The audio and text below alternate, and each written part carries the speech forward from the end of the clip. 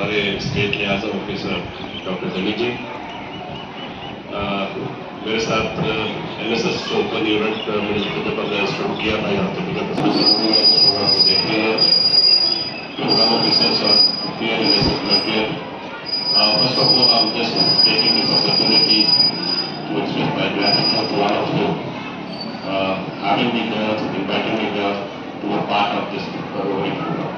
So thank you so much for Rotary program, my God. Topic बोलने के लिए दिया मुझे सिर्फ भारत की बात करने के लिए मुझे बोला है आज, और मुझे लगता है कि जब मैं विकसित भारत की बात करूंगा तो आप लोगों की जो भूमिका है वो बहुत महत्वपूर्ण होने वाली है. And to tell you frankly that India is going to be the youngest country in the world within the span of 3 to 4 years. I'm talking about 26, 27. That India, you will be representing here. You are the real representative of India. और जब हम विकसित भारत की बात करेंगे तो हम आर्थिक समृद्धि की बात करेंगे, सामाजिक उन्नति की बात हम करेंगे और प्रभावी प्रशासन की हम बात करेंगे और एक ऐसा पर्यावरण जिसके एनवायरमेंट की NSS के अंदर बात करेंगे, एक अच्छा एनवायरमेंट की हम बात करेंगे. देखिए कि अगले 25 साल में बहुत महत्वपूर्ण होने वाले भारत की दृष्टि से अगर बात करते हैं तो, और जो टारगेट है हमारे यशस्वी प्रधानमंत्री आदरणीय मोदी जी का कि 2047 तक, यानी जब हमारी आजादी को 100 साल पूरे हो जाएंगे तो भारत विकसित भारत के मुल्कों की श्रेणी का हिस्सा होगा. और जैसे मैंने आपको कहा है कि जब मैं विकसित भारत की मैं बात करूंगा तो विकसित भारत यानी हमारा जो इकोनॉमिक स्टेटस है वर्ल्ड के अंदर वो बहुत ऊपर के स्तर पर होगा. यानी आर्थिक दृष्टि से हम इतने स्ट्रांग होंगे कि दुनिया जो है वो भारत की तरफ देखेंगे. तो बच्चों इस चीज का आपको ध्यान में रखना है कि जब आर्थिक विकास की हम बात करते हैं, जब हम मटेरियलिस्टिक डेवलपमेंट की हम बात करते हैं तो बहुत सारी चीजें हैं. जब इसको कहते हैं आध्यात्मिक दृष्टि से हमें बात करनी पड़ेगी, हमें आत्म मंथन करना पड़ेगा, आत्मज्ञान की बात हमें करनी पड़ेगी, सेल्फ इंट्रोस्पेक्शन की हमें बात करनी पड़ेगी.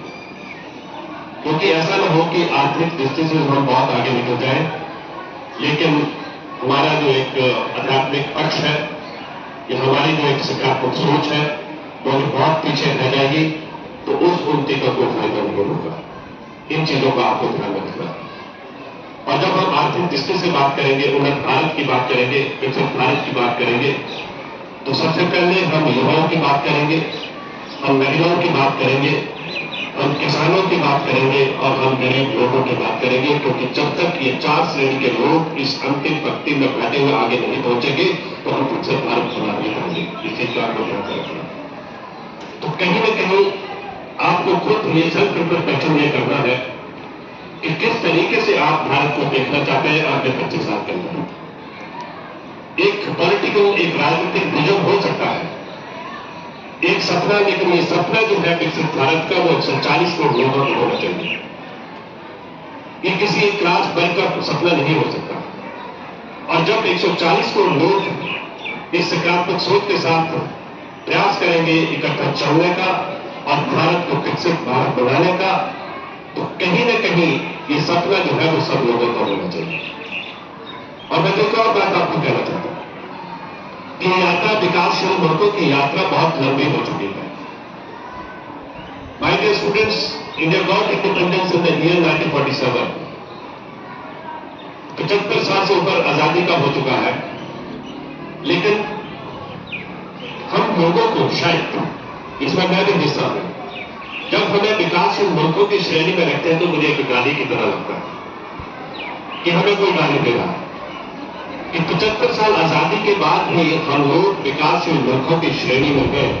तो कहीं न कहीं मैं युवाओं का आह्वान करना चाहता हूं, युवाओं को यह बताना चाहता हूं कि आपको सोचना है कि इसके पीछे कौन सी ऐसी ताकतें थी जिसके कारण हम विकासशील मुल्कों के हिस्सा बनते हैं.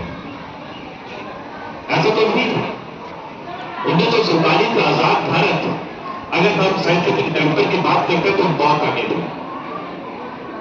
अगर हम लोगों की बात करते हैं, मिडिल क्लास की अगर बात करते हैं तो हम उसमें भी बहुत आगे थे. नेचुरल रिसोर्सेज की बात करते हैं, प्राकृतिक संसाधनों की बात करते हैं, तो उसमें भी हम बहुत आगे थे। उन 3 चीजों के होने के बावजूद अगर भारत पिछले मुल्कों की श्रेणी में रहा, विकासशील मुल्कों की श्रेणी में रहा, तो कहीं न कहीं यह हक आपको जानने का है कि कारण क्या था, शक्तियां कौन थी, लोग कौन थे जिसके कारण हम पीछे हो गए। ये सपना 2022 में क्यों देखा गया, इस चीज को आपको सोचना पड़ेगा। इसलिए तो युवाओं की भूमिका मैंने पहले कह दी कि बहुत महत्वपूर्ण होने वाली है। भारत वो होगा जो आप सोचोगे, भारत किस स्थिति में होगा वो तय आप लोग करने वाले हो। इसलिए मुझे लगता है कि आप लोगों को कहीं ना कहीं इसके ऊपर चिंतन जरूर करना है। उम्र आपकी छोटी हो सकती है, लेकिन अपनी सोच को आपने बड़ा रखना है और कहीं ना कहीं ये आपको सोचना है कि अगर मेरा सशक्तिकरण हो रहा है तो मेरे सशक्तिकरण के साथ साथ मैं उस समाज को भी सशक्त करूंगा, उस राष्ट्र को भी सशक्त करूंगा, उस देश को भी सशक्त करूंगा, उस समाज को भी सशक्त करूंगा जिसका मैं हिस्सा हूं। और जब ये सोच हमारे अंदर पनपेगी, जब मैं अपने विकास की बात करूंगा और मैं अपने समाज के विकास की करूंगा, तो मुझे लगता है कि कहीं ना कहीं पूरा भारत एक साथ चलेगा। और हमेशा याद रखना बच्चों, आप सारे के सारे लोग प्रिविलेज लोग हैं कि आपको अच्छे स्कूलों में शिक्षा मिलेगी है, आपको अच्छे कॉलेज के अंदर शिक्षा मिलेगी, आपको अच्छी यूनिवर्सिटीज के अंदर मिलेगी, लेकिन कुछ वर्ग आप जैसा ही है ऐसा है इनको स्कूल जाने की अपॉर्चुनिटी नहीं मिलती है, वो किसी कारणवश इस व्यवस्था से बाहर बैठे हुए हैं। तो मुझे लगता है कि हमारी ये सामूहिक जिम्मेदारी बनती है कि हम उन लोगों के पास जाए, उन लोगों का हाथ पकड़े, गरीब लोगों का हाथ पकड़े और उनका हाथ पकड़